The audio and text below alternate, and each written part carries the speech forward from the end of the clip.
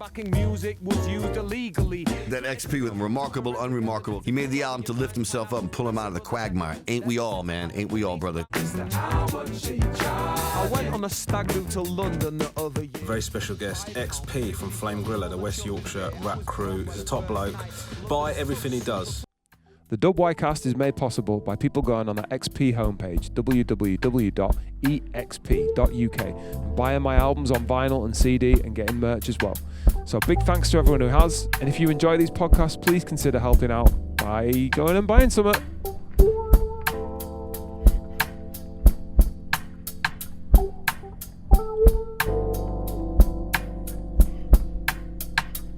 Welcome to the WYcast Series 4. Big up if you've been here before.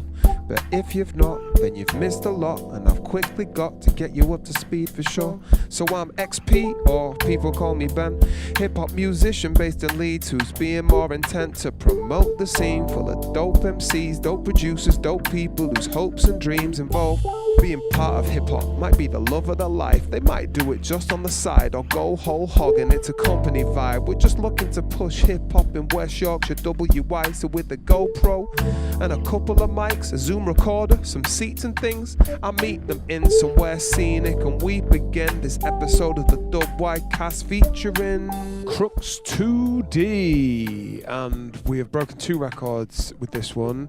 First is most rearranged. One excuse that I needed to give was that my windscreen got smashed in by falling ice, and we had to rearrange because of that, amongst other things. And then the other record was the coldest ever podcast, because it was one of the last cold days in February, and it rained on us and it was windy, and you can see us visibly shaking throughout, but we smashed it. I absolutely love this chat. Crooks 2D is such an important asset to WY. Sick rapper, sick producer, sick videographer, sick photographer, sick event organizer, and in order to get things moving, we need everyone to have a foot in different things like that. And yeah, the guy is a shining light in that, and what he's done with Shxtshow as well as all the other stuff. Anyway, we get into it. Listen, it's a sick chat. The guy's a sick guy. Big up. Crooks 2D. Here we are. In the building. How you doing in the building?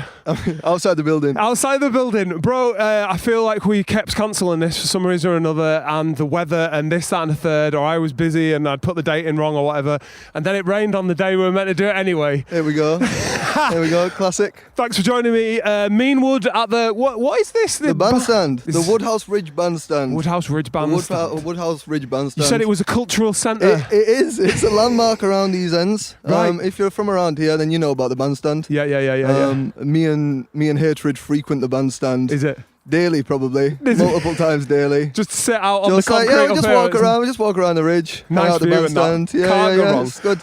Bro, it's a pleasure to have you on finally, man. You were a name that I was talking to like January last year when we started this, so like great to finally get you on. First I heard of you was ages ago, I think pre-COVID, and your name was like synonymous with filming around here. So like the people that I was recording at the time, like 1918, were Chills and Precinct Phantom, and like pretty much every release they did had to go through you first. Like you'd come up with the video work, man, and then since then it's like obviously you've been putting music out publicly more since after COVID, I feel, and then obviously like putting on your nights and stuff, man. You're doing so much for the scene, which we'll get into. So first of all, big the fuck up for everything you've done, because you've... Respect, man. You're rapping, you're producing, you're mixing, you're fucking videoing, you're putting events on.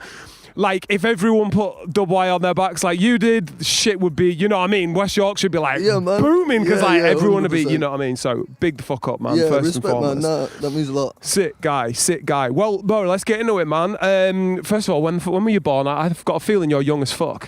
I'm 98. 98? You are young as fuck. I'm not young as fuck anymore. 13 years younger than me. But yeah, I'm 26 currently. 26, that's fucking amazing. I'll be 27 this year. Sick. And yeah, I've been doing like the music thing. Like music wise, I've been kind of doing it for as long as I can remember, like briefly. Yeah. Like I'm pretty ADHD, so as a kid I would pick stuff up and then not drop it. Yeah, not carry it through. Yeah. So I picked up drums to begin with, and I had drum lessons. and then I just never practiced drums. But I had a drum kit in my garage. It Yeah. sounded like shit. It was freezing cold. Did you grow up around it? I grew up in Wakefield, so I'm from Huddersfield Okay. originally. Yeah.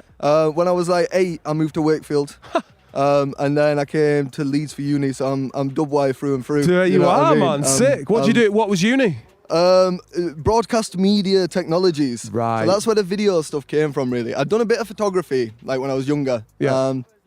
But yeah, I was a part-time landscaper, Nice. or a labourer for a landscaper Yeah. when I finished college, and I couldn't be asked to go to uni, mostly because I didn't want to write a personal statement. I honestly, at that point in my life, I felt like I had very little like to talk about myself. Like I felt like I was pretty good at like smoking weed. Yeah. But outside of that, like I didn't Absolute really. champion at smoking Yeah, weed. I was like the best in like the local area, bro. I was the guy for skinning a joint. You know what I mean? Yeah, From I don't know 15 upwards. It's a big statement, that, even now. Yeah. I'm still the guy. Do you know what I mean? But I'm the only one who smokes them nowadays. But like, yeah, I didn't have much else going on. So I couldn't write a personal statement. And my mum basically was like, that's a part-time job. Like, if you're going to live under this roof and you're not going to go to uni, you need to get a full-time job. And I didn't fancy that either. Yeah. So I had a look at clearing courses. It was the last day of clearing for Leeds Beckett. Nice. And I got down to B on the list, broadcast media technologies. And I was like, you know what? That sounds all right. Yeah. I'd done a bit of photography and stuff in the past, like do a bit of Photoshop stuff. So I grabbed that, went and did that. And it was a little bit of everything. So it was like a bit of graphic design, a bit of like audio, like editing, podcast making, Yeah. a bit of filming and editing, a bit of like live studio filming and like all sorts of shit. But like just a tiny bit of all of those things. And then your final project in third year was like kind of do what you want. Right. Like just run with any idea you want. Yeah. And just go do something media related with it. What did you choose? I made myself some music videos. Sick So guy. by that point, I was rapping Yeah. and producing. And you're what, 18 at this point? No, so I'd have been 20, but 20, 21 at Okay, this so point. only By the 5-6 time years I'm ago, making- right? So this yeah, is yeah. kind of 2018, 19 Yeah, then. So you were fresh out of 2019 uni, was right? so that was, so my first music video was for myself, a graphics project for a graphics module. Yeah. For a song called Go Hard, which most people won't remember, but if you do, shout out. That one it's unlisted now online because I just used to make a lot of like really crude like raps. And I don't agree with it anymore. Oh, okay, so fair. I take it down. Yeah. Content more than yeah. got you. Like, and I love the see the growth and progression and stuff. But like when it comes to like some tunes, I hear bars and I just think I don't stand by that anymore. Yeah, fair. None of them are like terrible. Yeah, you know yeah, what I mean? yeah, But yeah. like I've changed the way I write. Yeah. And so I made a music video for that, and then my final project, I made 2 music videos. One that was supposed to be like a really stereotypical gangster music video. And because my dissertation was about stereotypes in hip hop, so kind of looking at like materialism and like misogyny, Nice. and like and drug abuse and things like that, gang affiliation. Yep. And so then the project had to be related to my dissertation, so I was like, right, I'll do one super gangster oriented video. I'll watch a bunch of videos that are like gangstery. I'll recreate some of those elements. Bearing in mind at this point I'm young, I'm naive. and then I made another video that was meant to be like unstereotypically gangster. It was just basically me at my mate's nan's house with a bunch of cats. Sick. And then basically it was like these It's a two ends of the juxtaposition, spectrum. sort of. Yeah. Very cool. And I put them both out, but I don't think that people realised, like, I did post at the time, like, oh, this is, one's meant to be stereotypical, one's meant to be non-stereotypical, whatever. Yeah. I think people thought we were being serious with the with the gangster video. It was like, the hook is like cars, money, sex, drugs. Yeah, it's nothing to a G, it's nothing to a thug. And with the cats, you were like what? Fuck, I can't remember. But that the tune with the cats was like for a mate of mine's uni project. So he'd produced like a really twinkly beat, and I just did some like really non-gangstery raps I'd over really it. like to hear that one day, bro. Yeah, I'll send you it. To be Please do, fair, man. you guys cannot hear it, but I'll send you it. Yeah, so that got me into music videos. Basically, I got to use all the uni equipment and stuff. So that was good fun. And like I learned to edit and stuff. Yep. And then I came out of uni, and I kind of, like I say, I was rapping a bit, but I wasn't in the rap scene. I didn't know any rappers. Like, Yeah. I was the guy that rapped Right. in my circles. Yeah, and I was bad at it. Rolled the joints and did the rapping in your that's circle. me, Yeah, that's me. So then I started like, I got a gig at Lending Room. Somebody just reached out on Facebook, like one of the promoters, and was like, "Oh, we've got a gig for you." It was like on some band shit, but like it was, yeah. So you were rapping with a live band sort of thing? Sorry, it was a band that were playing. I got a support slot Solo for a band. That's cool. That's good. Yeah, nice. So I was working on that, and my mate Lewis Barabbas, who was DJing and producing hip hop at that time. So I was living with him, so he was my DJ. What was his DJ name to the other one? He was just DJ Barabbas. Oh, okay. But like he was, like, yeah, a few people know of him. Shout out Barabbas. But yeah, he kind of doesn't really produce or anything anymore. Okay. But yeah, he was mixing for me, and he knew Mark Mush, Mr. White. Yeah. Lyrical Alliance. Yep. Shouts Connell. And I was like, and he basically put me in touch with him because he was a rapper. So I met, in fact, this is a great story. The first time I met Mark, I went round to Mark's flat, and it was me, Mark, and Lewis. Yeah. And we were listening to vinyls, and I'd never really played vinyl before. Sick. And I went to try and like scratch on the vinyl. Shit. Mark's like, the fuck On are you doing? on a Cult Mountain vinyl. On a Cult Mountain vinyl that belonged to Chill Smith. Oh my god. And I'd never met Chills. Oh, This right. fine, I'd never met Chills before. Right. And then he came into the room to me, like, basically scratching his vinyl up. And Did he was start like, what shit, the or fuck was is he alright? going on? Like, he was like, well, I don't know. I'm pretty sure it was okay. So this was because Mark and Chills were living together Yeah, at that yeah, time, yeah. right? Yeah. So I'd never met Chills before. He just came in and was like, what the fuck's going on, basically? And like went to his room, but like he seemed pissed off. and it was ages before I like actually put the Two and two together. Yeah. Sorry about that. But yeah, anyway, so he got me into the scene. I got in touch with Mark. I did a video for Mark and Connell. That's the first commission video I did. They gave me like 20 quid for it. Yeah. That's still out there. More than a pastime. Lyrical Alliance. Nice, good memory. So then I did that for him, and then I bought a new camera. Yeah. And then Phantom reached out to me and was basically like, "You've done this video for Mark. I want a video." Sick. So I did Open Wound for him. Oh man, you were straight in with Open Wound. Yeah, That was your yeah. second commission. Man. Not bad. That's a sick video, That man. was right at the start of lockdown. Yeah, So yeah. we filmed it. I'm pretty sure lockdown had technically started. Yeah. And we filmed it a couple of days in. And then I didn't go to work for 3 months. So I had nothing to do other than edit Open Right, Wound. so you were tweaking every little bit of it to make it right. I spent fucking ages. Did Like you? all the transitions in that are like done by hand. Like, Fuck. like obviously I've made them and then copied and pasted them occasionally. Yeah, like, yeah. But I spent a fucking long time. And I like bet, that was man. with. You can tell, man. I wouldn't have said that Open Wound was going to be like your second ever commission straight out of uni, man. Yeah, respect. Unreal. And I made the artwork for Open Wound as well, Yep. which was the first, like, other than my artwork that I've been making for releases that have since disappeared. Yeah. It was the first artwork that I made was for Open Wound. And I still stand by that artwork. There's a bit at the end where the Open Wound text spins around the end of the video and it's Precinct Phantom and Chill Smith and it's like 3D chrome text. I made that in After Effects. Like, I put honestly, fucking effort. hours with a piece of shit laptop as well. Yeah. If you commission you now, you don't get that level of effort. Yeah, for real, bro. I don't spend nearly as much time on it. Yeah. It looks better, Yeah, but I don't spend nearly fair. as much time on it. You've and I learned the charge tricks, though, fucking innit, 4 times more. Do you know what I mean? Yeah. So that was my introduction in, and then it kind of just went from there. And Phantom and Chills, big up Phantom and Chills. Those guys were super, super supportive. Hollering on you for everything. On every artwork, every music video, like.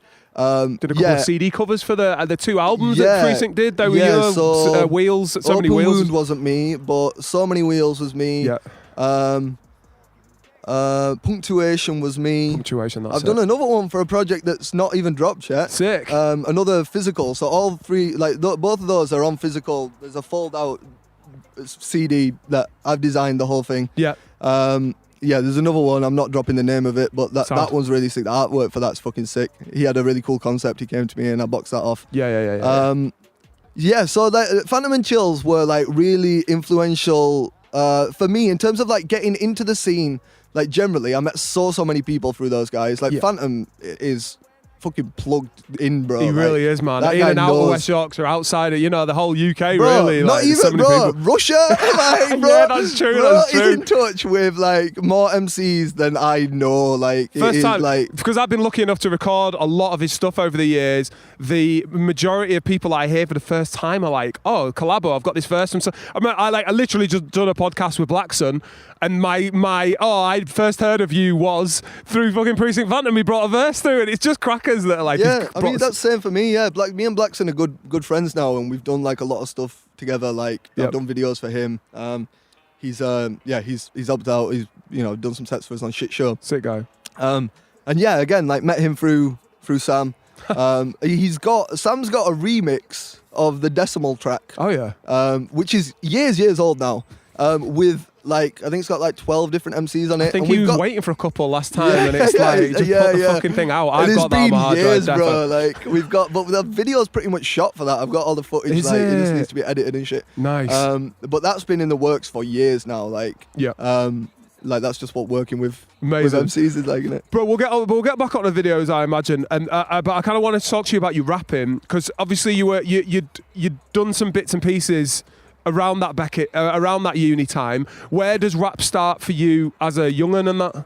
So I've always fucked with rap, but I wasn't like 8 years old listening to like Eminem. Nas. Oh, like yeah. Do you know what I mean? Yeah. Like my mum was bare into Eminem like before I was born, and Sick. used to like bump all the Eminem CDs. And then I was born, and she at a certain point decided that it was probably not great to play like Eminem around a child, which fair play, to be honest. Because Yeah. I recently heard my little brother, who was like 10 at the time, like listening to Eminem, and I was thinking this feels Is it right? inappropriate. Yeah. So rap's always been there. I was really into Gorillaz.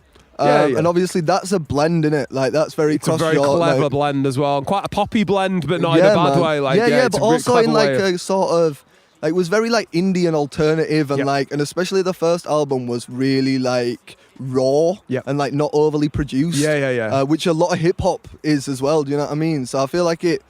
It was good, and I'd learn like De La Soul's raps from that, and Doom as well. Doom's on that. yeah, isn't he? man, yeah. They've got there's some sick like verses on Gorillaz tunes. So that got me into it. I was big into like indie bands and stuff like Because of the drum background, you were sort of into that. Or... yeah, and I played bass as well. Oh, sick. I tried playing guitar, but I wasn't very good. I play guitar now. Sick. I'm better. I'm still not very good, but I'm better than I was. And like. Yeah, like so I was into like Arctic Monkeys and stuff. Like I like the way that there's certain tunes of his that are like the way he's speaking is quite like almost like spoken word. I know a rappy lot sort of hip hop heads who are well into Arctic. Yeah, well, man. Like, love them. So it wasn't like a typical just like pure rap background. But the older I got, the more I'd listen to like mostly American stuff. So like A$AP Rocky. Like big into Kendrick, like Good Kid, Mad City. Just like, I kind of just transitioned into like liking more rap. But I never really, until I was like actually rapping, ever really listened to like UK rap. Right. I was never really that. But like, obviously the big stuff, Skepta, Stormzy, like the stuff that kind of like became commercial. Hard to avoid, like that stuff. innit? Yeah. What made you put pen to paper, and how old were you when you sort of started having to go yourself then? I mean, I was always writing lyrics. Right. From being like, I used to have a notepad that I'd take with me to school, and I'd like write lyrics on the way home from school and shit, but song lyrics. And then I kind of realized that I couldn't sing. Lunacy's got a bar where he's like, what is it? I'm a white guy that raps because, like, I wish I could sing or something, but I can't, so I'm a white guy that raps. Yeah. Like that, bro. That's very much very how I true. felt to begin with. Yeah. I was like, oh shit, I wish I could write songs, but like, Yeah. like no, like. I couldn't. So I was like, rapping's easier. Yep. And I was making beats. I was trying to make music at that point as well. So I kind of needed something to go with it. Yeah. I was doing a bit of guitar, like recording that in. I got an interface and stuff. So I was making tunes. Vocals needed to be there. So I just started doing it. What were you making I beats on? Sorry to interrupt. Ableton. Right. Nice. From the beginning. It's all I've really used. Beautiful. And then I kind of realized that out of the people I knew, I was the best rapper. Nobody else rapped. What was this group of people that you were the So best I mean, weed yeah, they weren't smoker and the rappers. best rapper? They were generally like not even. I mean, I did photography for a lot of bands. Yeah. Shouts Fudge.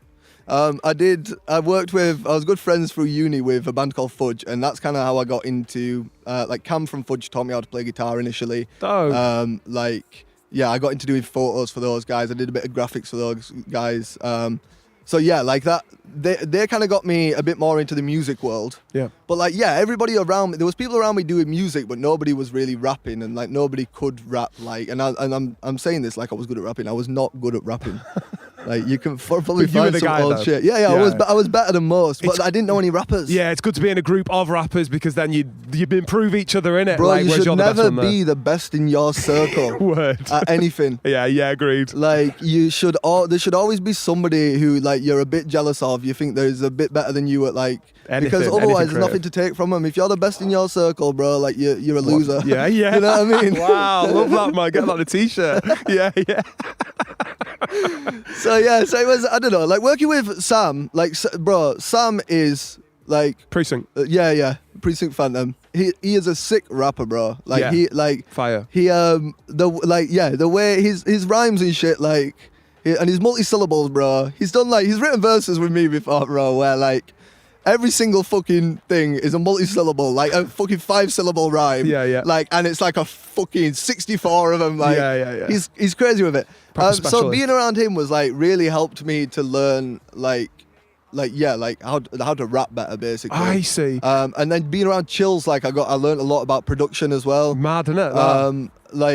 So it was just a case of like just being around people who were better better at what they were doing than I am. Yeah. And I think it's good to just kind of take things from other people, like be inspired by people. Obviously you don't want to copy anything from anybody, but just being around people who are good at things, Yeah. you will get better at it. Like, It's totally the and case. that's why I think you notice people who rap who aren't in any sort of rap scene, they like there's something lacking, there's something missing. Yeah, some bite, Yeah. And like it's by being around rappers that you like actually sort of like you develop something like this. I don't know what, like maybe it is bite, like you say, like there's something about it that like I feel like it just, you seem like more comfortable with it and like it feels like it fits better. Yeah. And yeah, I think that's just like, it's just about being around people, which is what we've been trying to kind of grow more of a community in Leeds. Yeah, agreed. With that, because like, I think there are a lot of little cliques around, man, and people know each other vaguely. But it's important that they all know each other, work with each Yeah, other, man. and like Yeah, chill with yeah. each other and stuff, innit? Like, Literally, like you see people at events and you chat to them and like you get on with them, but like actually working with them's a different thing. And like, I think people are scared to extend that branch. Yep. Like, and ask people to work with them. Yep. People are scared to kind of get rejected as well. True. But I think you find that generally, like, people don't like reject you that often. Nah. Do you know what? Social media can be a bitch in that regard, because I think you can kind of look and see those guys doing that and be like, oh, fuck those guys. Or like, oh, why am I not doing that? Or Yeah, they're doing man. an opportunity. Or they asked you to do something last time, but this time these guys asked you and you're like, oh, what? What about Bro, that? And all that shit. People get it for real. fucked up because of social media. Yeah, I think like this is, and that's another thing you got to like realize about anything. Like, you can't take things personally. Nah. You can't take anything personally. Like, people have got their own shit going on, and it's got absolutely fuck all to do with you. Like, with Shxtshow, for instance, we've been trying to book lineups of different people every single time. We're Yeah. not trying to repeat, like, you know, obviously we've got a bunch of sick MCs in our very close circles. Yep. That we can call on. Yeah. Like in a pinch as well. Like, say like somebody drops out or whatever. There's people you can That- holler yeah, for a quick set. But we would rather not holler those people and holler people we don't know. Yeah. And then like last last ditch effort, like we'll get somebody that we're close to. Yeah. But then I think people start to see things, and you got like friends, and they've like put you on before, and they've like give you hands and stuff, and then you've not booked them, and I think people see that, and they're like, oh, what the fuck's that about? And it's like, it's not about you, bro. Yeah. It's not. Not it's not even the everything's about slightest. you. Yeah. Yeah, Won't give yeah. any opportunity to this person. I've never even done a set or whatever. It's probably a bit more of a fast forward than I expected to get onto Shxtshow, your night that you put on, but we may as well get onto it because you brought us into a nice segue, man. Because that is, do you know what that emerged in Leeds at a time where I was literally on this podcast going, Drop has fucked off, and there's no longer opportunity for that. Rest in peace, Drop. That opportunity for like at whatever level rapper or musician or someone in the sort of alternative scene in that way that isn't like a rock and roll band to like jump on a set anymore. And it just at that exact moment, like Shxtshow, when I was saying it, Shxtshow were putting on their first gigs and stuff, and I feel like you plugged that gap almost immediately, and with a real focus on a diverse lineup that's not just a bunch of white dudes rapping over trap. It's all like shapes, sizes, singing. Do you know what I mean? And like it's noticeable how much you're not just a hip hop night, and you're not just the boys hip hop night, which is obviously must be a tempting thing to do because you just go through your WhatsApp list and go, well, I'll just all these easy, guys, innit? and it Yeah, is easy, it's right? the easy way to do it. What was the inspiration behind getting Shxtshow started? Okay, so there was a few. The absence of Drop was one of the main driving factors. Sick. Obviously, we knew that was ending. Like he'd announced that it was the last. And Mick had done an amazing job with it. Like honestly, big up Mick Lake. I got a gig. Like I said, the first gig that I actually got asked to play was the Lending Room. Yeah. The first gig I actually did play was the Drop. Sick. For Mick Lake. Because Mark put me on. Mark said to me at one point, you've got like, I think he heard a tune that he thought was actually good from me. Yeah. And he was like, once you've got 20 minutes of material, come see me and we'll get some. Because he was putting on shows at the time, like 2019. So I shouted him when I had a set, and he was like, oh, I've not got anything planned, but if you shout Mick Lake, he might be able to put you on. So I shouted Mick Lake, and he put me on the day before the gig that I had for the Lending Room. So I did. My first gig was 2 gigs in a row. Header, like, yeah. It was with Knackered. Yeah. What's it called? Is it matinee or some shit? Yeah. So shouts Mick Lake, man. Honestly, if you're seeing this, Mick Lake, you are a legend. Yeah, you are a legend. So many opportunities. You've done out. so much People for the city. It. Yeah. Masses. Yeah. So that was going, and something needed to plug the gap. But also, Scott Free had we'd gone to a show that it was called Lukey. A young kid from Otley was putting on a gig. He used to be called Lukey. I think he's called 420 Laskin now. Okay. Sick guy. And like I say, a young kid putting on nights and stuff in Otley. Like, wow. Big respect to him. Like, he put Scott on for a gig, I think, and then called me last minute. Somebody dropped out. So a bunch of us went through to Otley. We played a gig there, and after that gig, we were like freestyling in a graveyard in Otley. Classic moves. And Scott was basically like, "Bro, we could do this. We could be putting on events like the city needs this, like whatever." And I was like, "Yeah, good point."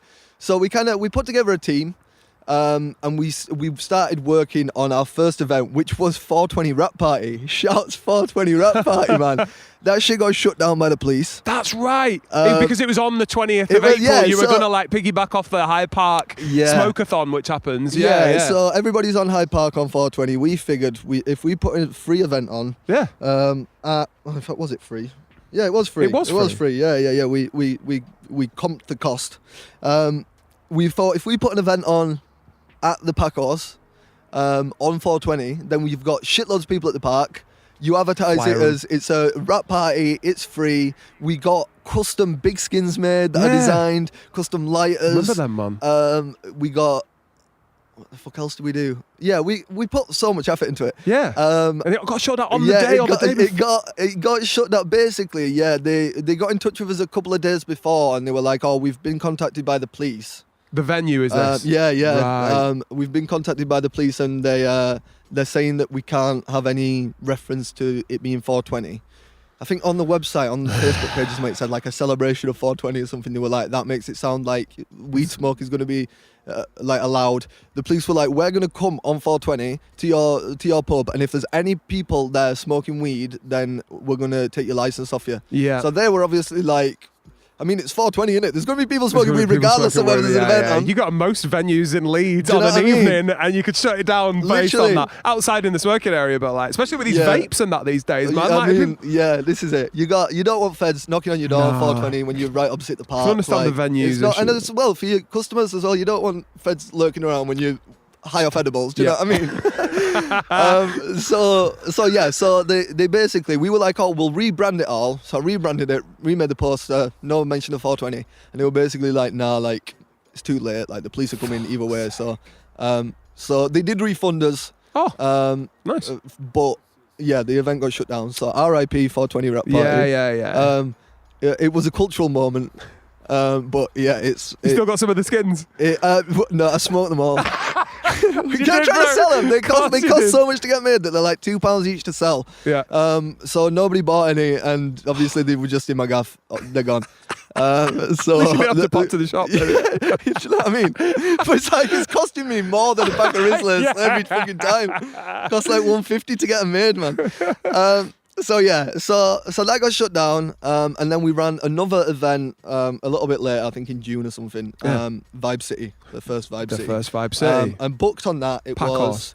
It was Shxtshow as it stood. So we'll get this straight. Basically, Shxtshow was 5 of us. Oh, okay. It was me, Scott Free, Yeah. Hatred, TJ Tucker, Keithley Sutherland. Right. Keithley Sutherland actually came up with the name Shxtshow. Did he? So I would like to give shouts out Big to up, Keithley Sully. Sutherland for coming up with the name Shxtshow. Yep. We were spitballing ideas. Keithley Sutherland came up with Shxtshow. Nice. So he can take credit for that one. Big up Keithley Sutherland. Big up TJ Tucker. We did Vibe City, and that was the lineup basically. And then we also got on Lady R. The reggae lass. Yeah. Who's she spins vinyl. She's sick. Yep. Shouts Lady R. So yeah, we set that one up, and it was £5 in, and it was a success for a first show. It was a success, but we realised that basically, for one, it was kind of a pain in the ass to monitor like who'd paid and you kind of have to start being a bit pushy and be like, yo, have you paid? got a ticket, Oh. whatever. Yeah. And we didn't really like doing that. And then we just kind of realised that the room would be a lot more full if we didn't charge for it. Yep. And that's what Drop did best. He used to charge. People did pay, but the Drop worked because you could go with no money and you could have a good time. And you know what? Sometimes the demographic of people at Drop was a bit fucking weird. Yeah. But you didn't mind 'cause you're not paid anything. And Yeah. drinks were cheap and you were having a good time. It was always a good vibe. Yeah. But the people at the pub were always sometimes a bit weird. Randomers, yeah. Primrose, man. So yeah, we were and especially with the Otley runners, we were we could fill the room a lot better because there's people already downstairs. They Thousands were coming of up and we people. were having to turn them away. Yeah. So we decided what if we try and run it as a free event? So that was the first one. We paid for it ourselves for the venue, and then the second one we paid for the venue again, but we ran it free. Wow. And it was much more of a success. Obviously, we got a bit more of, the ball was rolling. Yep. But Names out there. yeah, but it was it just became more of a vibe. It just felt like a nicer place, a safer place almost. Yeah. And we were really trying to just book at least one woman on every lineup, because in this It's male scene that's been dominated. lacking. So I mean, male dominated. it's difficult. It is more difficult to find female artists. Yep. And non-binary artists. Yep. But they are out there. Yeah. And we've got a fucking big old list of them. Nice. So they are out there. Yeah. So do you know what I mean? People like to say oh no, it's difficult. We don't know anybody. We didn't know anybody either. Now we do. Go out and find Do you them, know what I mean? exactly. That's part Yeah. of I the don't know how problem. welcoming the scene is for it either, man. If you're a non-binary or even female artist, sort of in your bedroom making music, how much you want to be I'm going to put some tunes out and go out into the scene and do some open mics, And that's another big thing that we wanted to work on with Shxtshow is making it accessible and safe to everybody. Nice. And rap isn't always like that. No, absolutely And not. There's a lot of rap artists who have lyrics which don't aren't inclusive. Don't invite like the vibe of like safety for women. 100%. Still quite misogynist, isn't it? I feel like over time it's got better and better, especially, and I feel like in West Yorkshire we're starting to have words with each other. Like I certainly have with certain rappers, like just like, do we need to be dropping that bar like here and all the rest of it? Like it's been handy being able to record it, because in the moment you can be like, nah, but I think rap has always been a free speech sort of thing, and I think that some people use that as a way to be like, well, you can't tell me what I can and can't say. Yeah, that's what Farage says. Yeah, literally. And it's like it's freedom of speech and not freedom of consequences. Do you know what I mean? Yeah. Like if you want to have free speech, that's absolutely fine. Say what you want. But if we don't want to book you on a show because you're saying something that we don't agree with, that's pretty reasonable. Then that's down to us as well. That's our use of free speech. I think that's totally reasonable. And I think that if you are creating a community space, you need to be aware of what you are inviting in. And if you are trying to invite in a vibe that makes it safe and comfortable for women and non-binary people and, you know, people who aren't straight and whatever else, then you need to be moderating the sort of content that you're putting on, because we're creating a platform, and if we just let anybody use that platform to spread any sort of nonsense, hate speech or what have you, then we're not doing our job. Yeah, agreed. So nice, good that you're taking that responsibility. And you should. I think like it's not just like, well, I'm a promoter and they're an artist and what they say has got nothing to do with me. Don't book them then. Do you know what I mean? Yeah. Like for me, if I think that somebody's lyrics are like hateful towards a group of people, or aggressive towards a group of people, like, I mean, it's like even like, you know, like old school hip hop and the use of like homophobic language. Like I even just think people playing music with homophobic language in, like, and being like, oh well, it's like that's what it was like. It was back a different then. era. Yeah. It's like well, it's not now, and you've got a million tunes that you can play from. True. From that era that don't have you can choose not homophobia in them. Like maybe don't. Do you know what I mean? Obviously, there's a shift coming. Some people can feel it. Some people can't feel it. Some people feel the shift coming and they go the other way as a result of it. Yeah, shock value on it. So I don't know. I think it's super important. And with Shxtshow, I've been really trying to push, championing women and championing like people who don't usually feel accepted in the spaces. And those people.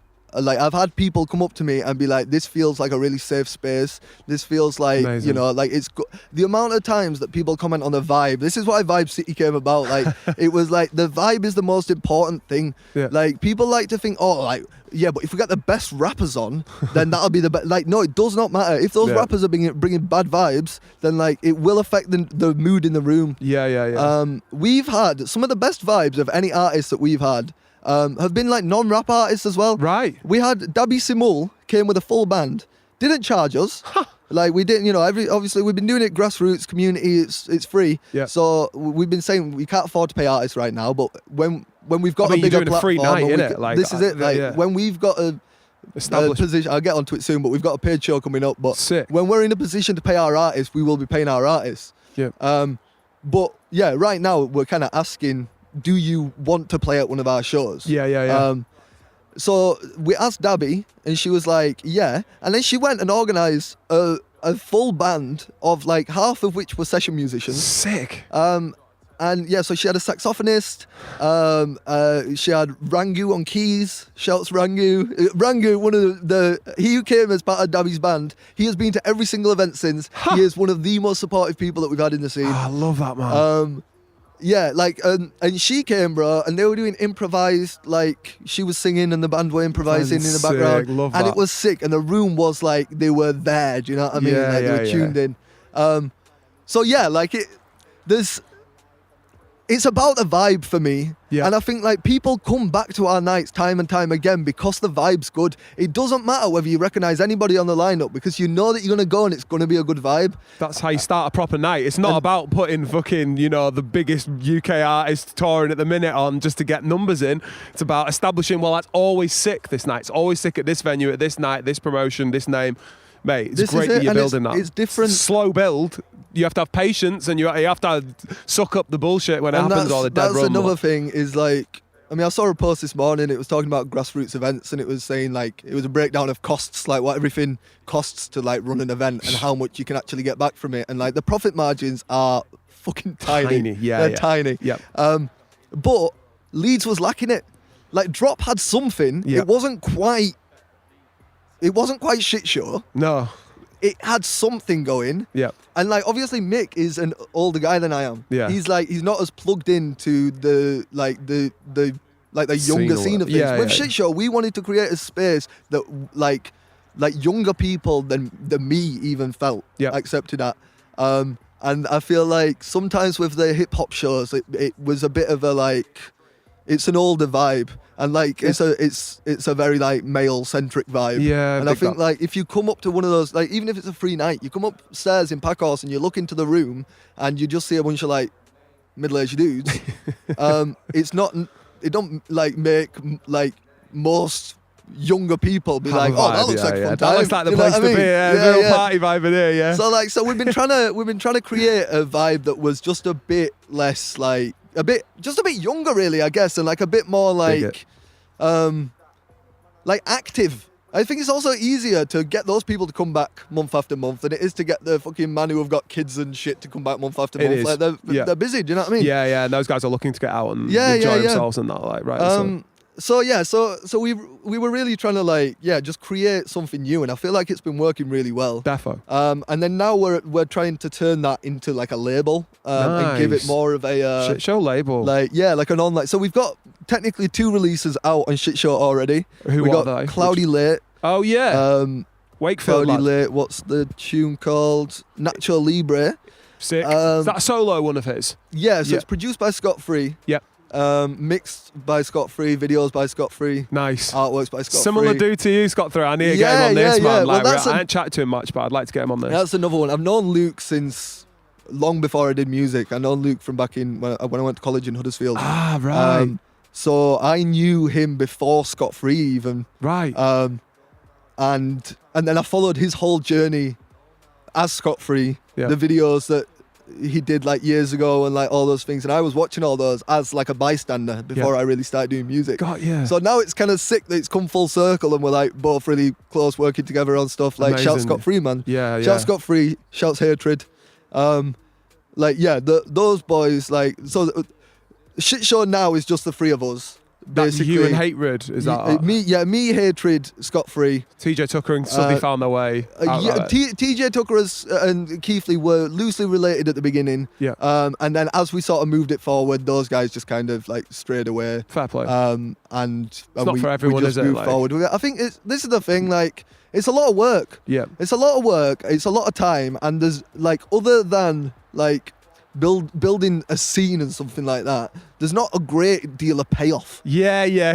like- Talk to me about it, bro. Fucking hell. fucking difficult. You put in the time and it's like you ain't getting any money and you're just eating up all your time, Bro, and then for sometimes real. you're really pissed off about it. This but is it. And I'm a graphic designer. I do the posters. Do you know what I mean? Like, we've got, to be fair, sorry, that's my bad. Rob Searle, RSLBM, Oh, Searle legend. Visual, is also now a core Shxtshow Oh, is member. he Shxtshow? Fucking hell, amazing, 'cause he's so sick with it. Yeah, he's sick with it as well. So obviously, he's a videographer, I'm a videographer, you know, we're Scott's both a bit of a photographers and shit. videographer. I'm a graphic designer, so's Scott, Yeah. so's Hatred. Yeah. Hatred does 3D design. Yeah.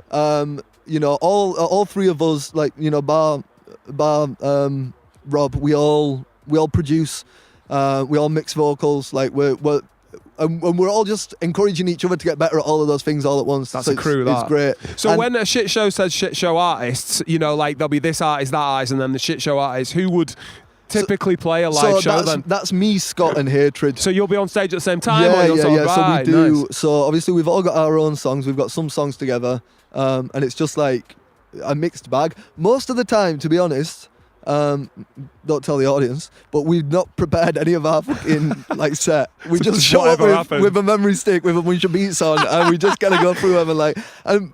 It's okay when you run in the night to do Yeah. that. To be fair, people love it as well. Like, I think with it being 3 different artists and like not just all on one tune or whatever, like we're playing our, you know, so I'll play my best tune. I'll play One Daily, Right, yeah. produced by Jack Dance, Tune. out now. Yeah. Scott will play Bank, produced by Jack Dance. Jesus.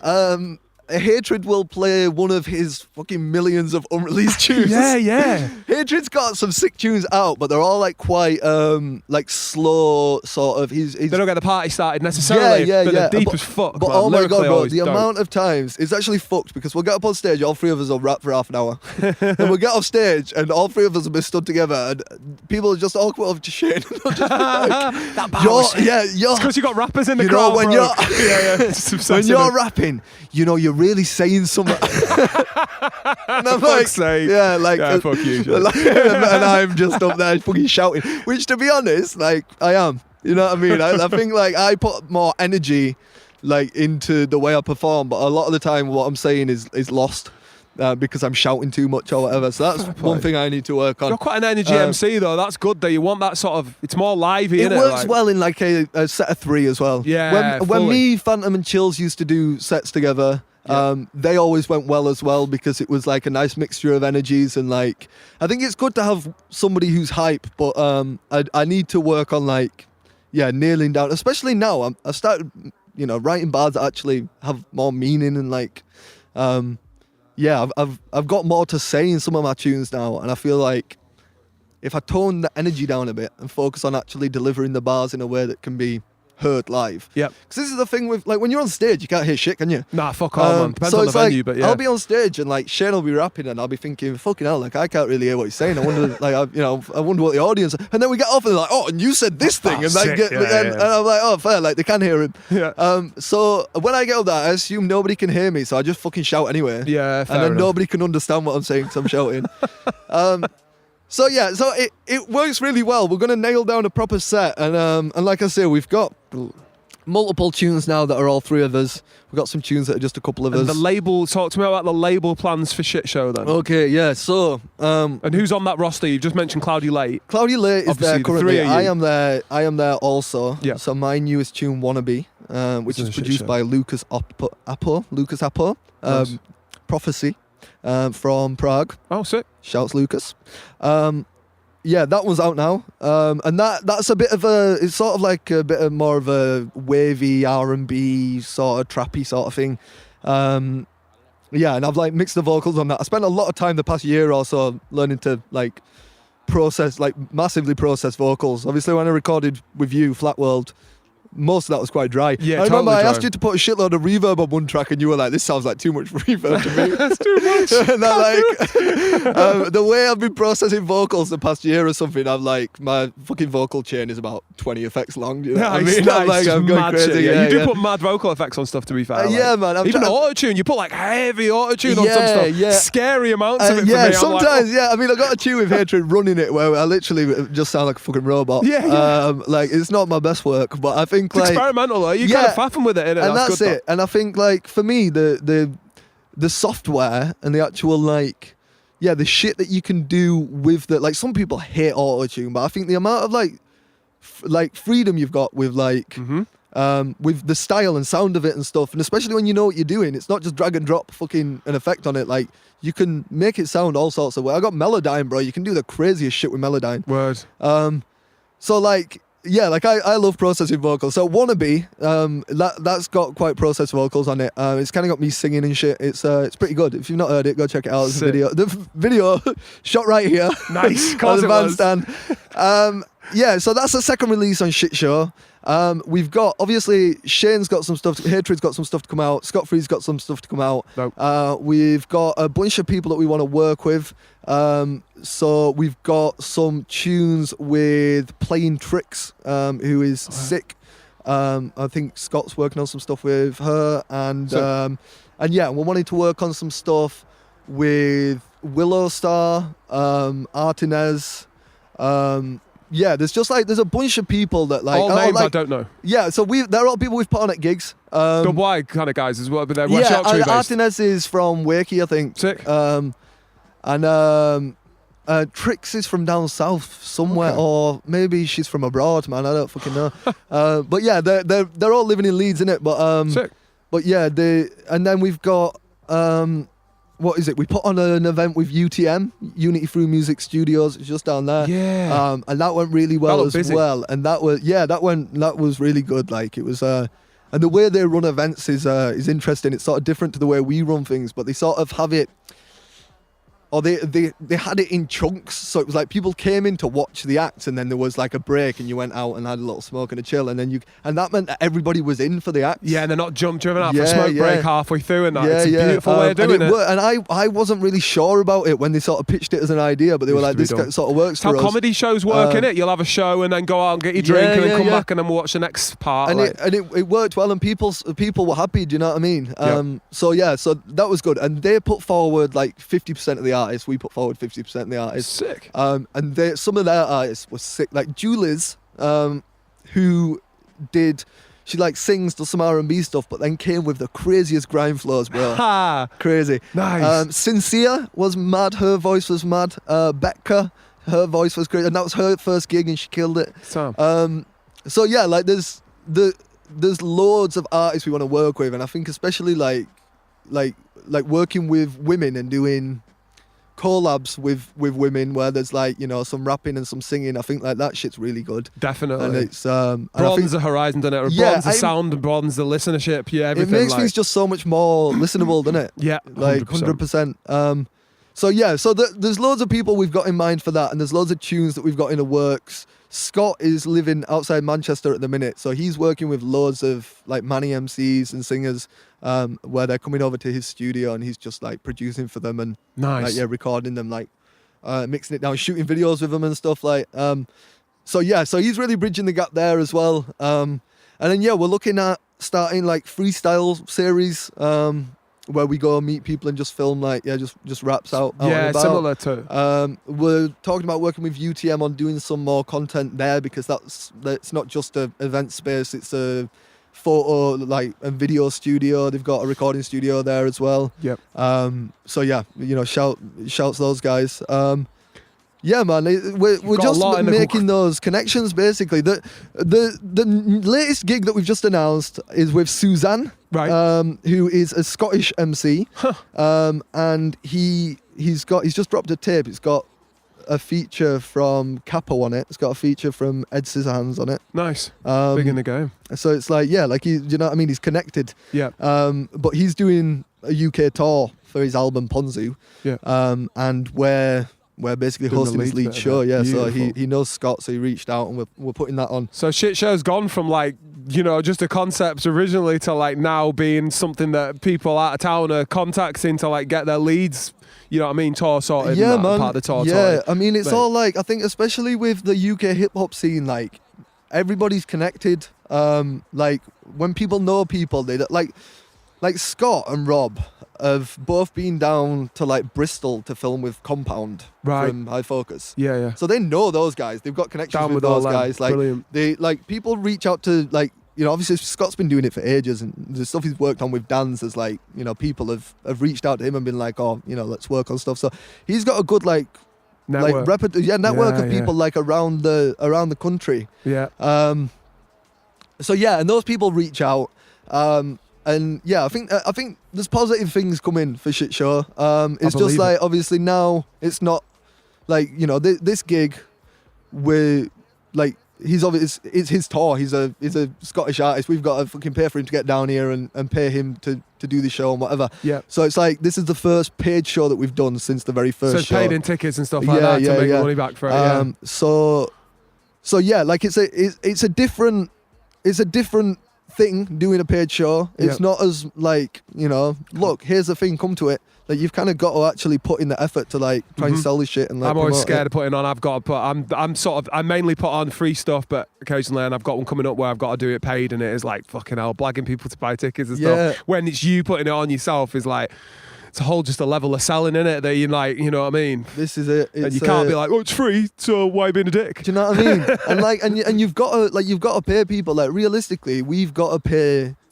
Suzanne, because that's the agreement that we've got. We've not made an agreement to pay any other artists, but if we make money, then we will be paying those artists. It's you could just be mad at transparent with the figures though, can't you? This is what I made, this is what I had to pay, guy, this is what's available. This is it. And as long as you're not fucking anybody over, then it's fine to do that. Exactly, do you know what I mean? Yeah, or running away from it, like, that's it. If you're contactable and transparent, I think that's the main thing. This is it. Like, and I think if you're clear from the start, like, if people are expecting payment and then you rug pull them, like, it's, you know what I mean, it's not all right. But like, yeah, if you're transparent, like that's all you can be. Defo. Well, bro, I really like the sound of the Shxtshow thing. I really like the sound of the fact it's going to be a label as well as all these events you're putting on. That's sick. Now, you mentioned about the freestyle thing going around, and I mean, it makes perfect sense. It's great. And also, like, you were doing something similar to that with Crooks No Hooks, which was something that really got your name about as a camera, as a videographer in general.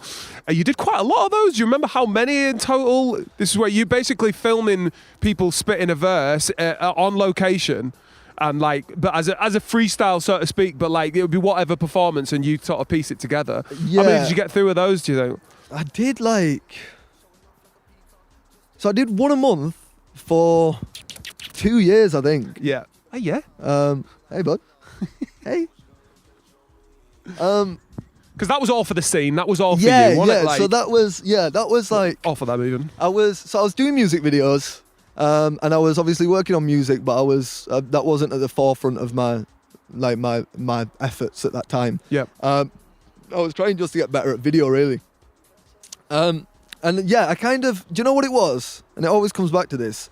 It was Technico. Shouts Technico, yeah. Technico's such a sick rapper, bro. Unreal. And like he's got like so little content anywhere. He's not bothered, is he? Like when I first saw him rap at Drop, I was like, wait, bro, this guy's sick. And I think there's like a cipher online of like, I think it's like him and like Bravo and like a couple of other the people. Office with the one. He's Yeah, done the yeah, Office yeah. and all that, innit? And I was like, yo, this guy's sick. Yeah. And he's not getting like any like exposure because like he's just not like he's got fuck all. He's got content fuck all. He now. doesn't put himself out there Bro, either. literally, he's got it's like no music out on streaming or anything. He's got like no music videos. Like, and bro, me and Tex have been talking about a music video for as long as I've known him. Do you know what I mean? Yeah. So yeah, like I saw Tex. I was like, yo, this guy's sick. Not just Tex, a bunch of MCs, but Tex was one that really stood out to me. Yeah. And I was like, what this scene needs is like a platform for people who don't really have like the, like, I don't know, like the ability to Get do themselves that, out to there, create yeah. like video content. Because Yeah. it was like, for me, video content is so important. Like there are certain people out there, including me some days of the week, who will not listen to your music unless it has a music video. Fair. Like, Yeah. that's me some days of the week. You know what I We're mean? a Sometimes I go on video-based media. All content that we get is video-based. Literally, Pretty much it's like all day you're scrolling reels. It's videos. Yep. Video. Like nobody wants to. If you actually want somebody to pay attention to to the music, Yeah. then you need to make a video for it because otherwise they'll put it on and then they'll look at something else. So for me, I was always just like, yeah, like video's super important. And if you want to get known or get seen, then like you need to be putting like even if it's shit video content, like it's better than nothing. So yeah, so that's not me saying that my video content shit. I get you. But yeah, like so I decided what I would do is I'd create a platform. I was, working closely with Precinct Phantom at that point, so Yeah. my first one was with him. But where I'd reach out to MCs, I would get them because I'd done through uni and like I'd done a few freestyles with live audio, and oh my god, are they a pain in the fucking ass, bro? Like it's the amount, like lining the audio up, or like you've got some background noise, or it's windy, or like the beat's too loud, Forget or about it. or like or the fucking rapper fucks it up, bro. I did some like musicology freestyles for Blakey back in the day, like going right, he'd shout me and I'd go and film some shit, Yeah. and like those were all live audio. And bro, sometimes you'd be there like fucking shooting the same verse 10 fucking times until That's how they got it SBTV right. used to do it, man. Bro. And I went down with Luna when he did one of his first SBTVs, and it was like, we're doing it again, and we're doing it again. And I'm like, fuck me, man. Bro, It's and as easier a ways. videographer, you're like, oh my god, bro, like please no, like I'm freezing. You know what I mean? So I decided I wasn't doing that. I wasn't dealing with that shit. So I was like, what I'll do is I'll tell the artist to do. The idea was at the time I wasn't even Crooks. I was the Kid. Chris Kidd. I'm going to So- pause you there. This is a question I was going to ask, because you're Chris Kidd. Why are you Crooks now? Okay, so I was Chris Kidd, and then I was the Kid, K-I-D-D. Your surname's Kidd, right? It yeah, is. it's fine. It yeah, is. The Kidd, yeah. And then, oh yeah, I got big in India. just crazy, like randomly. It just What? started Your getting like music- thousands of streams in India. Sick. And then it turned out that there was an Indian producer called The Kid, spelt the same. That had like just come about, and obviously people were finding my music thinking it was his. So I was getting streams, and then one day my fucking Instagram got shut down for claiming to be somebody else. Oh, fuck me. And it was, bro, my Instagram was The Kid UK as well. It wasn't even Unreal. Like, do you know what I mean? Yeah, yeah. So they shut me down, and then I was just like, right. Bullshit. like- Can't even use your own surname, bro. Do you know what I mean? I'm more the kid than he is. Man, you guys- Surely.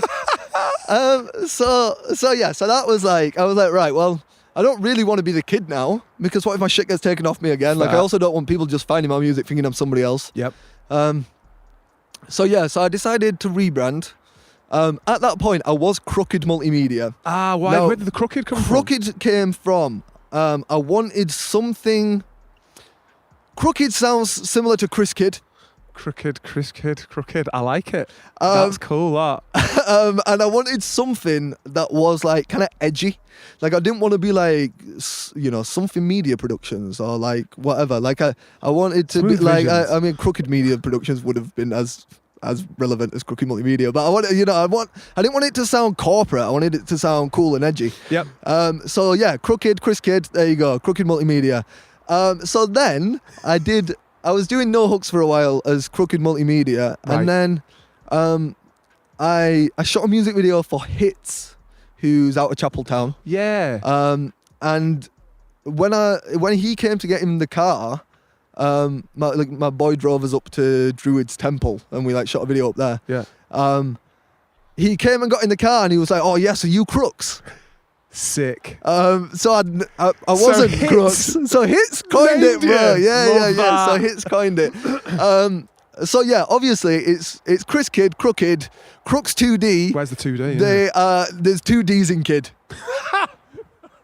Boom. Mate, I love it. That's so deep. There you I go. love asking rap I names, man. thought So Crooks dope. was a good name, but I thought it's too generic. Too It's going to be simple, hard innit? to find. 2D's dope. Yeah, it's so I added a 2D. Because you were wearing the sunglasses now. There's a kind of, there's a 2D, 3D, a play on that you've done in a few bits of artwork and videos and stuff with those glasses that I think is like clever. Yeah, I mean that was a thing. Like I've always been big on branding. Yes.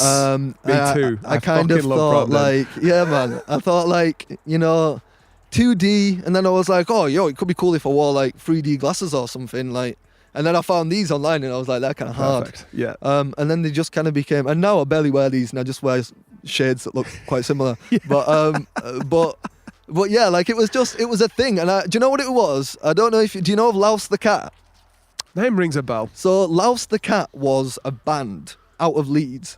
Bro, Drake shared one of their songs Fuck. on his fucking story one time. Like, They got massive. they got, I mean, they're not even that big, but like, yeah, I mean, check out Louse the Cat. It's basically like sort of spoken word raps over like jazzy sort of, like, I'm sure you fucking rate it. Yeah, I bet. But like Sounds loads of filth. raps that are about like the local area of Leeds and Fuck. shit. I need to get on to these guys. Jeez. Yeah, they're sick, and they've got a singer, and like I don't know if they're still together. Right. But yeah, they've got music out, and those guys are sick. The first time I saw Louse perform, he was wearing cat ears.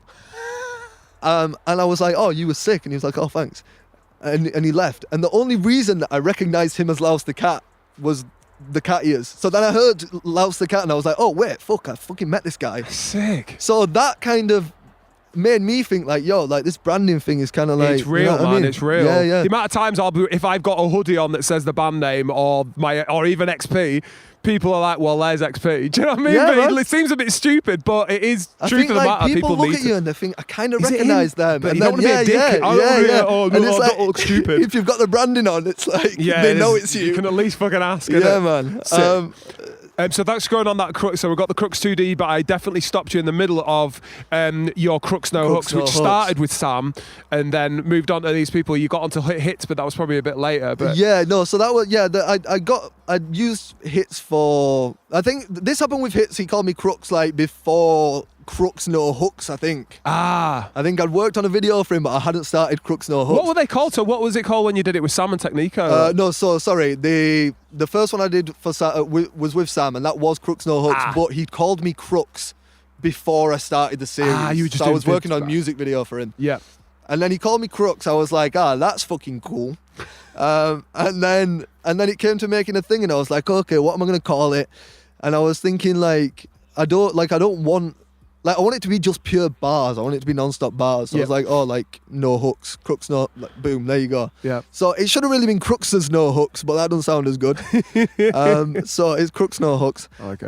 And that was, I'd meet up with people. I'd film 3 angles of them performing a tune That they pre-recorded. That they so you're not pre-recorded. getting that live audio. Sometimes they hadn't pre-recorded it and they came around to my gaff and You I did the recorded it. pre-record. Yeah. But yeah, like I'd shoot three things. I'd edit it and I'd like went really crazy on like the oversaturation and the contrast. So it was just basically like black and another colour Yeah. to begin with. So the one with Sam is red. I did one with J Delay, which is green. The one with Hits is blue, and they were all like separate colours. Sick. Chills is like a peary colour. You did one where you rented a studio out and you did some crazy colours with Yeah, that. Like, so then I did UTM. I started going down like every Tuesday night or some shit and working with UTM with Dean from Ice Machine Boys on some stuff for UTM basically. Yeah. And I was doing a promo video for them and they were letting me use the screen in exchange. So I'd come down and I'd get like, I'd shoot with, first one I did there was with Potter, I think. Nice. And then I did one with Blackson. And then it ended up just not being super convenient, so I didn't do any more there. Yeah. But then I started setting up a sort of studio space like at mine. So I'd put like a black blanket up on the wall. Yeah. And like set up, I got like lighting and stuff. So, and then I'd film them like in my living room. Nice. And yeah, like that was just, like I started putting the lyrics on them as well because obviously I felt like that was important at a point. 100% it is. So there's like a year's worth of them with lyrics on. There's a year previous without lyrics on. Yep. I did like 2 years worth, and then I was like, this is just a lot of work. I was getting commission work at the same time. Yep. And I was finding myself like, because I was doing it monthly, and they were like literally to begin with, they were called January 2021 or whatever. Because then you'd be doing February 2021. So I had to do them every month. Like, it's a good way to keep you on something, but like a good way to kill yourself absolutely, with work. yeah. And it did bring me work. Like Good. I got in touch with people. I reached out to MCs. It was good. Yeah. But it just became like a lot of work and like not for that great of a payoff. So I decided to change it to not being a monthly thing. Yep. And I did 2 of them and then I stopped fucking doing it. Makes sense, man. Mate, it doesn't matter because like you put on for those MCs at that time and for the scene, just any amount of time that anyone puts on where they're giving their skills to them like you did, I think is just incredible. And I think you got some mental moments out of those. I think the one that specifically sticks in my mind is the Lens one, which became that overall 99, because that became, I've worked with Lens forever. We're constantly doing stuff in my studio, and he is a really like deep thinker and does very few songs in a large amount of time because he's like concentrating on them so much, and that like really inspired him what he did with you. So like it was just, and what he actually achieved through doing it and needing to do it for your thing was like, so I think it was just like super sick. So like just to like push really dope MCs on and give them a platform, I think you did a sick job, man. Lens for me has always been like top of the roster locally. Top tier, yeah. Like and from the very start of No Hooks, I was in touch with Lens. Sick. And Gotta it was get him just on. a case of like, it literally took like 2 years almost before we got one out of him. Yeah. Worth it. I think it's the best performing one. Yeah. Well, that's it. He puts everything into it because if I'm doing it, I'm going to do it. And people love him, man. People love him. Like he's doing so many things with his workshops and with his various other shit he's doing. Like he's known. And people really rate what he's doing, and rightly so, bro, because like there's enough rappers talking about shit that don't matter, bro. Like Lens has got good bars, like, and he like really puts his all into it. Like, I mean, I saw a clip the other day from when he supported DWE. Oh yeah. And like that was such a sick moment, bro. From like knowing Lens from, you know, when I first. The first photography gig that I did was for the first Blur the Lines. Nice. So that was, again, before I knew like any of the scene.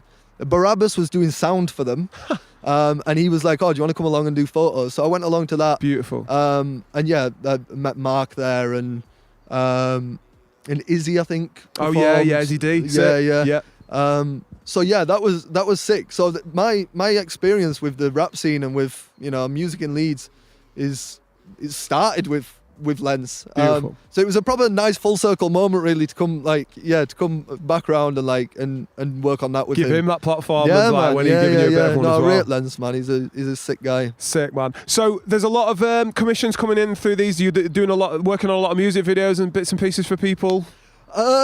Bits here and there. I'm trying to move more into sort of graphic design and stuff these days, mostly just because I think there's a wider pool of clients. With video, it's an expensive medium, man. Yeah. Like it takes a lot of time and energy to film and edit a good music video. Yeah. And the amount of time and energy it takes requires a lot of money. And most people don't have enough. That. Yeah. I've paid my videographer a few, but it always feels like there's something for a couple of pints. It's never enough for the amount of time that they spent video editing work and getting the idea if you together. look at corporate video work, it's fucking money. Stupid money. People charge out the arse, and and fairly it's fair play because, especially with music videos, bro, you've got to listen to the fucking song. And not just listen to the song for fun. You've got to listen to every single last bit second of the song over and over again to get the cuts right, and it drives you fucking nuts. You can't have a fun you can't just put some nice music on and have it with graphic design, bro. I can put whatever tunes on I want and I can work on it. I can come away, I can look at it and I'm like, okay, yeah, this one's changing, and I come back. Whereas with video, it's you have to fucking watch the whole video and okay, this thing needs to it's a long process, man. Fully. And no one's to ever get paid sufficiently, it. it's a hard thing to do. Yeah. So I'm trying to do more graphic design. I've done obviously all the posters for Shxtshow. Yeah. I've done loads of artwork over the years. Yep. Albums and such. Yeah, logo design. I'm working on a logo for Cloudy Late at the minute. Sick. Yeah, I'm doing all sorts of little bits here and there. I am still doing videos. If you want a video, shout me. I am the guy. Dope. But yeah, they're not necessarily cheap these days. They're starting at 400 quid. Starting at 400, Starting at 400. That's still pretty reasonable, man. I mean, yeah, For the amount of time, when you look at the amount of time that you'll spend over that, you're probably not pushing more than minimum wage over that period of time that you spend on it. But this is it, it's man. completely reasonable, man. This is it. But it's there, and I'm just trying to expand my repertoire. I heard a thing that in your 20s you should just be trying to build as many skills as you can, invest in yourself. Fucking hell. So that's where I'm at. I'm just trying to at work. I'm doing an extra course with Adobe to become an Adobe digital designer. Sick. So I'll be an Illustrator pro in no time. So yeah, I'm just working on shit. I'm just trying to build up the skills, and that's what we're doing with Shxtshow as well. Do you know what I mean? It's and vocal mixing and stuff. If you want auto-tune vocal mixing, I'm the guy. You're the guy. Yeah. That's true. I'm just trying to build the skills basically. Yeah. Sick, man. Just in closing there, because obviously you've got all these assets, the graphic design, photography, videography. There's been production, which you produced a lot of stuff, but also you did a few bits for the WY Wednesdays, and I was like, fucking hell, the guy can produce as well. I remember looking over and being like, this is sick. You were like, yeah, man, I'm a sick producer. Just love that confidence. But with your main... is the main focus for you as an individual rap and pushing your Crooks 2D as a solo MC, and is there lots in the works for that? So it's a bit of a mad one. I kind of had a realization recently that your chances of making it, just generally, your chances of making it off the back of your own music, solely, next to fuck all, is really. pretty fucking low. Yeah. So if you are in my opinion, if you are a musician and you are looking to make a living out of music, then what you want to be doing is increasing as many music-related skills as you possibly can. I agree with so that. that you can charge other people who maybe are more successful than you in their musical endeavors to do those things for them. Yeah. So that's what we're building Shxtshow as a label. Ideally, at some point, we're going to be able to take artists, we're going to be able to, give them branding, get CDs designed for them and printed, and we'll pay for all of that. You'll just be the one-stop shop for artists, that's it, innit? And percentages will obviously go to the artists, and we'll be as fair as we possibly can, but we'll be making money off of it. Yeah. That's one move. Another move is I want a studio eventually. I want to be able to have artists around and record them and and produce and mix and everything in a proper environment. Yep. So that's another potential. I want to, graphic design and video, all that stuff. I'm happy to do that. All of those skills will work well under the label. So I think that's the main way to move it, to be honest. Nice. What about you as an individual rapper? Me as an individual rapper, I'm still going to be doing stuff. I'm still going to be doing stuff. And me and Shxtshow as a team are going to be reaching out to other cities, trying to get support slots as a group. Very cool. Especially because I think that our set is a really good hype set. I think it'll go really well before somebody else's set. That's what we're trying to do in terms of live shows, is push Shxtshow a bit more. Yeah. I've got shitloads of music. Have you? I've got so much music. This is going to be my question. I've got loads that self-produced. I've got loads produced by Lucas. I've got some stuff with Shane, produced by Shane. I've got some stuff with Scott. I've got a tune produced by Scott with Doberman. We were talking about that's due to come out. Dope. One thing you said, so I'm just going to rewind you back to 2024 with a quote from an Instagram DM that you sent to me. You sent me a track to go on there. This is early days of that West Yorkshire hip hop playlist I put together, and you sent me a track, and I was like, nah, this is trap, bro. I can't really have that. And you said, this is what hip hop is now, old man. I'm just going to air you out on that. That's stuck. 6 months later, though, you said, "Oh, I've actually got something with Ron Johnson," and I was like, "You're on some trap shit," and it was like, "Nah, it's some boom bap shit." Yeah, okay. So for me, I'm glad we got onto this actually. For me, hip hop is much wider than boom bap. I agree, 100%. So I think like hip hop is like, it's like rap, or it's even like just the culture of it. Yeah. I think you're much better describing your musical genres as like what they are: boom bap, trap, grime, whatever. I think when you try to use hip hop to describe a musical, like, it's too fucking broad, man. I agree. Fair enough. So I do think that hip hop, like dub-Y hip hop, in theory, could be everything. Could be everything. Could be trap and rap. It could include all rap, which is why I started last year the dub-Y rap. Yeah, and I was glad that didn't carry on, because that had some amazing shit. It touched artists that I couldn't really put on my one, and But then again, I went back through that recently, and like I've taken a bit of a. I stopped rapping any bars I considered misogynistic, like a few years ago. Nice. And more recently, I've been phasing out listening to music that I consider misogynistic, because it feels like it's just fucking brainwashing me. Yeah. Like, I don't know, it's like fucking, subconscious messaging, innit? Yeah.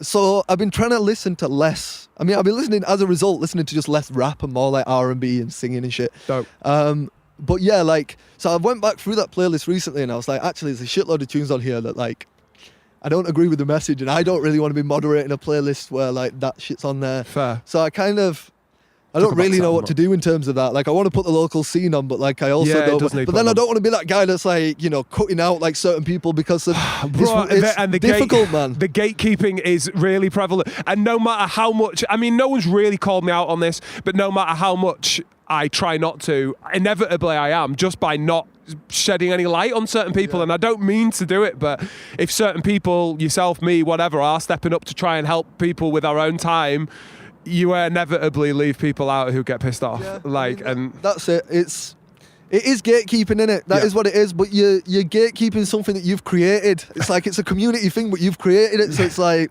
it's a bit of an odd one, man. It's a bit of a difficult it's a subject. bit chicken and egg until you're gone round everyone. But but yeah, so there will be something coming in terms of playlists of local music. Yes, please. There will be, and like I said, we're championing local music. We're championing underground music. We're championing people who don't necessarily have a voice or a platform. Yeah. And that's something that we're really trying to work on and push. You guys seem to, I know Scott in particular, seems to champion this idea of alternative rap, which seems to be an interesting way of it does kind of include everything that way, because it isn't trap, and it's weird and it's odd. It doesn't have to be, but it can be. And I think it's about right. But I know obviously genres are a tricky thing to put stuff under, but I think it's about right, innit? Like, because you can have a bit of everything that way. That's it. And I think it's difficult with genres, because alt rap describes like a person, but not necessarily, like, it describes an artist, but not necessarily a song. Yeah. Like I feel like you can have a trap song from an alt rap artist, and you can have a boom bap song from an alt rap artist, and True. it's like, I don't know. I think it's difficult with genres, man, because this is something I've found when I've been trying to get like playlist placements. You've got to decide on a genre, and that genre's got to fit.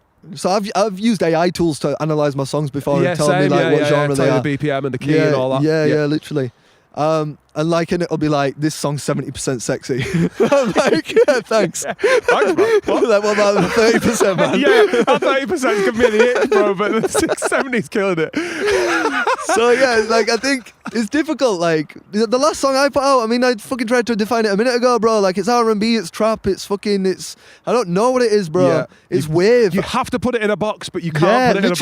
You've got to put it in a box so that certain people can look in that box and be like, oh yeah, that fits my thing.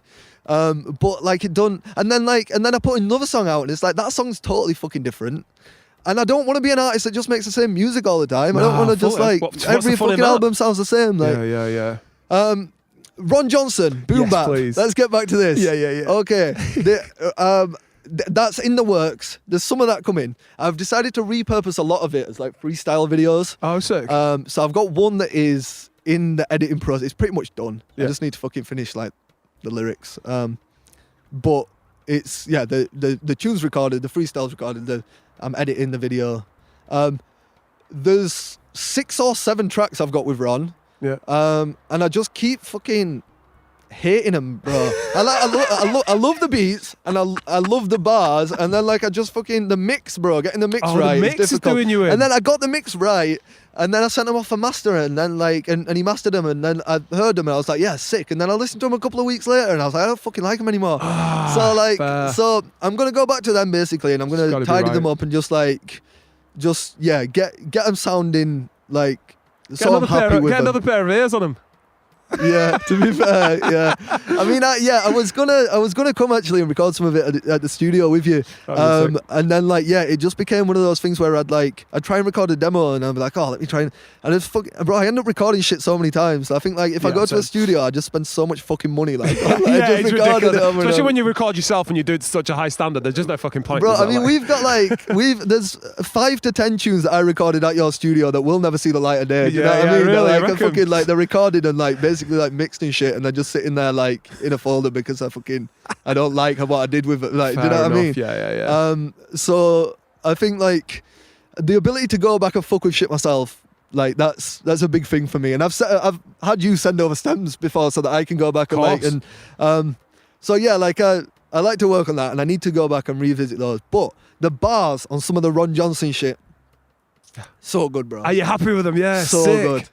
There's one thing that keeps coming back for me, and everybody's heard it by this point, but keep breathing, nothing else to believe in, the ceiling raised when you reach it, and the cycle repeated. Keeps coming back up in my life, bro. It's it's the idea that no matter where you get to, it's never good enough. It's you see yourself, bro, 5 years ago, I would have looked at myself in the position I'm in the local rap scene, and I'd been like, that guy's fucking killing it. And I'm there now, and I feel like I'm a piece of shit. Yeah. This goes through a lot of people, man, that I know, myself included. You get to a level and you're like, well, everything else is shit now, and I'm shit. What am I doing? Why am I not looking up? Literally, it's nothing's good enough, bro. Yeah. And yeah. I think that's the way that we're it's the way that life is set up for us, isn't it? Is that you become comfortable with a thing, and then it's no longer exciting and interesting to you, and you want something better. And that's how things always go, and that's how fucking everybody always is. And the reality is that you will never achieve happiness by getting the thing that you thought that you wanted. It's the journey. It's the journey, bro. Yeah. It's the friends we made along the way. Yeah. And I think that's something that I keep having to remind myself of, because I'm constantly there grumbling about shit I wish I was self-employed. I wish I had more time to do my own thing. I wish I had enough money to fucking pay for a studio. I wish I had a gaff that was bigger and I could fucking, I had a room for all my music. And it's none of those things are actually going to fix the fucking issue, bro. No. The issue is internal, bro. It's this wanting something, bro. It will always exist. Yeah. No matter where you get, it will never be good enough. So I think sometimes you have to just accept where you're at and find happiness in that. Yes. And do you know what? Sometimes I'll listen to music I've made, or I'll look at art I've made, or I've watched a video I've made. I've done one for 26 recently. fucking such a sick video. When that drops, man, it's gonna be gas. Like, I'm so gassed on it. And I watched some shit, and I think to myself, do you know what?